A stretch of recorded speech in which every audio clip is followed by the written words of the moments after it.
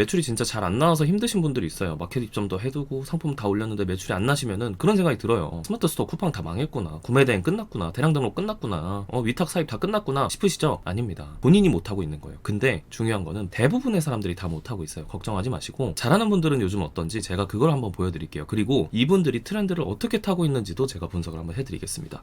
자, 첫 번째입니다. 그저께 제 카페에 올라온 매출 인증인데요. 7월에 시작하셔가지고 3개월 만에 지금 2,800만원 정도를 판매를 하셨네요. 143건. 다음 분입니다. 이분도 제 수강생인데 지난달에 한 3억 정도 판매하셨고 3,000건. 다음 분, 지난달에 1억 1천 정도 판매했고 100건 정도 판매를 하셨습니다. 이거 보시면 어떤 생각이 드시나요? 잘한 분들 것만 이렇게 쏙쏙 뽑아가지고 누구나 이렇게 할 수 있는 것처럼 보여주는 것 같고, 막 욕하고 싶고 싫어요 누르고 싶고 막 그런 감정이 이렇게 부글부글 되실 수도 있는데, 진짜 이쪽에 머리가 좀 빨리 돌아가시는 분들은 객단가 계산을 하고 있어요. 이 사람들은 이렇게 잘 팔면서 하나에 얼마짜리를 팔까? 그런 게 그냥 패시브처럼 매출이랑 판매 건수만 보이면 그냥 자동으로 그냥 계산이 들어가 버리는 거죠. 같이 계산을 한번 해볼까요? 첫 번째 보여드린 분이 2,800에 140이니까 거의 한 건에 20만원 정도 되는 거고요. 두 번째 보여드린 분은 3억에 3,000건이니까 한 건당 거의 한 10만원 선이고요. 세 번째 분은요, 1억 1,000에 100건이니까 이분들 공통점 뭐예요? 객단가가 굉장히 높아요. 그 객단가로서 뭘 추론해 볼 수 있어요? 이분들은 명품이나 브랜드 상품을 판매를 하고 있구나, 이 정도까지도 추론을 해볼 수가 있어요. 그 다음에 이제 어떤 걸 궁금해 하셔야 되냐면, 그럼 이 사람들은 그런 명품이나 브랜드를 어디에다가 갖다 팔고 있지? 이것까지도 궁금해 하셔야 되는데, 그거는 이제 나중에 진도 나가기로 하고, 일단은 이 영상에서 드리고 싶은 말씀은 그게 아니에요. 우리 개인 셀러들이 가야 할 방향을 저는 알려드리고 싶은데, 여러분들이 가셔야 할 트렌드가 이쪽으로 기운 지가 조금 됐어요. 근데 아직도 이 분위기 파악을 못 하시고, 나는 왜 알리익스프레스 긁어다가 파는데 왜 매출이 안 나지?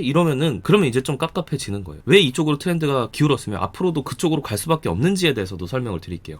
일단 첫 번째로, 객단가가 낮은 상품들은 취급하는 품목의 스펙트럼이 너무 넓어져요. 그래서 리스크의 범위도 너무 확장이 되기 때문에 이게 컨트롤 자체가 좀 많이 어려워져요. 그리고 건당 주문을 처리하는데 드는 최소 시간이 있잖아요. 이 상품을 아무리 주문 처리를 빨리 한다고 하더라도 뭐 예를 들어 5분은 든다, 3분은 든다 할 때 그 최소 시간이 있기 때문에 객단가가 낮아지고 똑같이 1억을 팔면 더 많은 주문 처리를 하는 쪽이 당연히 손해를 보게 될 수밖에 없어요. 근데 우리 개인 셀러들은 어때요?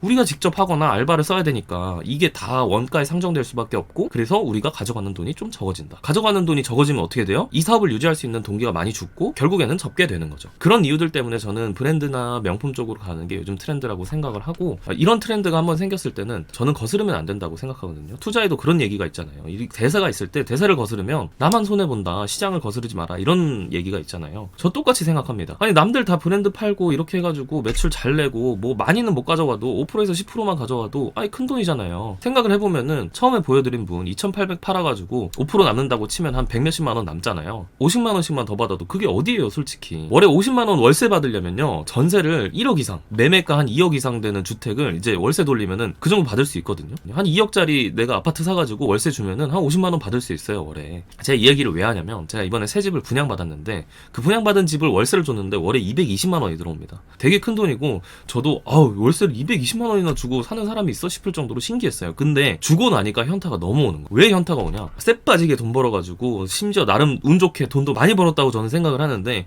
이걸 아파트로 환산해 놓으니까 월에 딱 220, 보증금까지 환산하면 월 240을 받는 거예요. 제 몇 년간의 노력을 다 뭉쳐 놓으니까 월에 240만원짜리 결과물이 나왔구나 하고 만족을 하면 좋은데, 저는 또 이런 생각이 들더라고요. 아니, 그럼 220 받으려면 순마진 한 10%로 잡고 매출 2,400 찍으면 240 받는 거잖아요. 그럼 똑같은 거잖아요. 아니면 순마진 10%가 너무 크다고 생각하면 5%로 잡고 월 매출 5천만원 찍을 수 있는 사업체 만드는 게 쉽냐, 전세 6억짜리 집을 만드는 게 쉽냐라고 했을 때, 저는 온라인 기준으로는 이쪽이 훨씬 쉽다고 생각하거든요. 물론 월 매출 5천원 내고 한 5% 남는 사업체를 만드는 게 쉽냐라고 했을 때는 물론 쉽지 않죠. 어렵죠. 근데 불가능하진 않더라고요. 저는 지금까지 꾸준히 해봤었잖아요. 심지어는 제가 가르친 분들도 이 정도 매출을 내는 분들이 있는데, 저는 솔직히 좀 시건방지게 말하자면 지금 상황에서는 솔루션이 너무 잘 돼 있어서 이쪽이 훨씬 쉽다고 봐요. 근데 또 이런 말 하면은 이렇게 생각하시는 분들이 있어요. 아무나 그렇게 할 수 있냐? 아무나는 아니고, 매출 잘 내시고 하시는 분들은 다 똑같이 어느 정도 비슷한 좀 특성들이 있더라고요. 뭐냐면, 첫 번째로 실행력이 좋아요. 저는 끈기나 뭐 인내심 이런 건 아예 그냥 바닥이거든요. 근데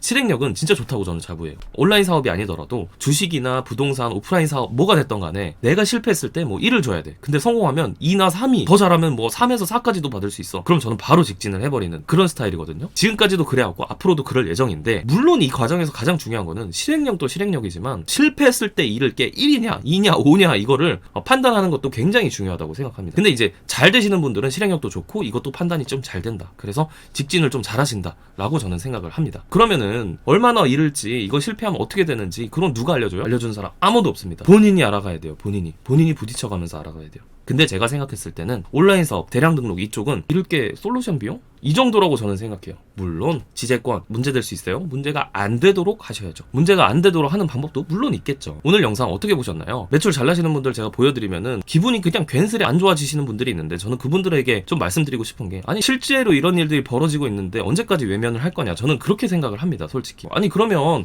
이런 거는 어디서 배우냐? 너한테 돈 내고 배우라는 말이야? 저한테 돈 내고 배우시면 당연히 저는 감사하고 좋겠지만, 제 유튜브만 보셔도 사업자 등록부터 해가지고 다 할 수 있어요. 진짜 못하는 게 없어요. 다 할 수 있으니까 직접 한번 해보세요. 해보시고 한번 판단해보세요. 아, 이런 세계가 있구나. 아직도 있구나. 안 망했구나. 없어지지 않았구나. 사람들 잘하는 사람들은 다 잘하는구나. 이걸 좀 아셨으면 좋겠어요. 네, 이번 영상은 여기서 마치도록 하고요. 지금까지 린치핀이었습니다. 감사합니다.